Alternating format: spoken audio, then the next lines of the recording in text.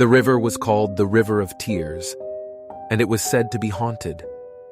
It was a wide, slow-moving river that flowed through a dark and gloomy forest. The water was a deep, dark blue, and it was said that if you looked into it for too long, you would see your own tears. The people who lived in the area around the River of Tears were afraid of it. They said that it was haunted by the ghosts of those who had drowned in it, and that it was home to all sorts of dangerous creatures. One day, a young woman named Anya decided to go for a walk in the forest. She had heard the stories about the River of Tears, but she didn't believe them.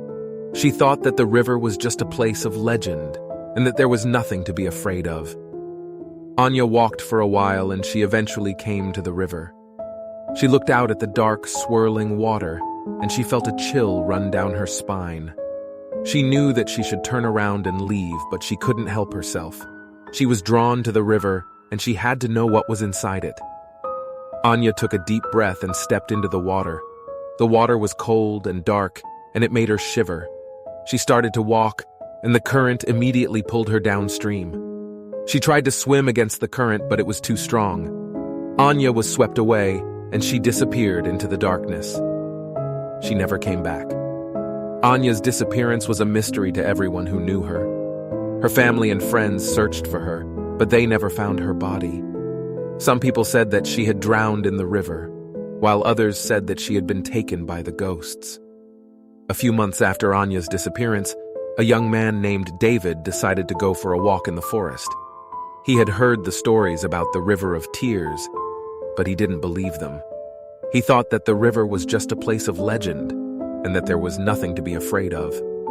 David walked for a while, and he eventually came to the river.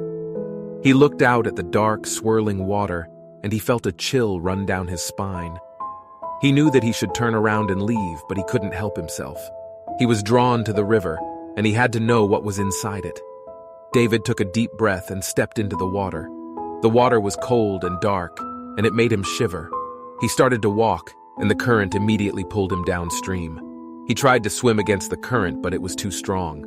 David was swept away, and he disappeared into the darkness. He never came back. David's disappearance was just as mysterious as Anya's. His family and friends searched for him, but they never found his body. Some people said that he had drowned in the river, while others said that he had been taken by the ghosts. The disappearances of Anya and David were the beginning of a string of strange and unexplained events that happened around the River of Tears. More and more people started to disappear, and the stories about the river's haunting became more and more widespread. One day, a group of people decided to go on an expedition to the River of Tears. They wanted to find out what was really going on there, and they were determined to bring back any evidence they could find. The group of people traveled to the forest and found the river. They stood on the shore and looked out at the dark, swirling water. They knew that they were in danger, but they were determined to go in. The group of people waded into the river, and the current immediately pulled them downstream. They tried to swim against the current, but it was too strong. They were swept away, and they disappeared into the darkness. The group of people was never seen again. The River of Tears is still there today, and it is still said to be haunted. No one knows what really happens to people who go into the river, but there is no doubt that it is a place of danger and mystery. If you ever find yourself near the River of Tears, be warned. It is a place of darkness and despair, and it is not a place to be trifled with.